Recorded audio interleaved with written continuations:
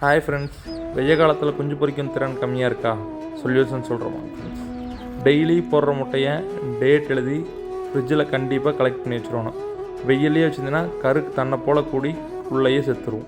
அதனால் டெய்லியும் எழுதி வச்சிட்டோம்னா கண்டிப்பாக அடை வைக்கிற அன்னைக்கு ஒரு 6 மணி நேரத்துக்கு முன்னாடி வெளியே எடுத்து வச்சு ஈரம் போனதுக்கப்புறம் கோழி அடை உட்காந்தோன்னே உள்ளே எடுத்து வச்சிடலாம். அடை வைக்கிறதுக்கு மிளகா, வரமிளகா ஒரு 3 மிளகா பிச்சு உள்ளே போட்டுருவணும். பிச்சு உள்ளே போட்டோம்னா தான் பேன் பிடிக்காமல் இருக்கும். சின்ன இரும்பு துண்டு உள்ளே போட்டு வச்சுட்டு முட்டையெல்லாம் தன்னை போல் மேலே அடுக்கி வச்சுருவணும். முதல் சேவல் ஒரு 2 பொட்டைக்கு மட்டும்தான் சேவலை போடணும். இந்த வெய்ய காலத்துக்கு அதிக பொட்டை 5-6 பொட்டைக்கு போட்டிங்கன்னா அதுலேயே கரு கூடாது. அதுக்கப்புறம் நாம் கரு கூடலேன்னா அதுக்கு ஒரு சேவலுக்கு 2 பொட்டை, அதிகபட்சம் பட்டாவாக இருந்தால் 3 பொட்டை, அதுக்கு மேலே கண்டிப்பாக போடக்கூடாது. போட்டால் குஞ்சு கண்டிப்பாக பொரிக்காது.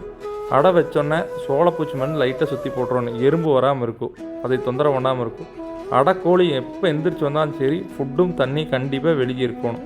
அப்படி இல்லைன்னா அடையிலேயே கண்டிப்பாக 200% பெயின் வந்துடும்.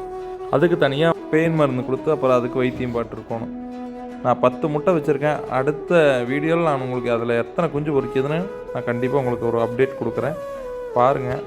முக்கியமாக அடை வைக்கிற சட்டி ரவுண்டாக தான் இருக்கணும். இல்லைன்னா கோழி நல்லா திரும்பி படுக்காது, குஞ்சு கூடாது.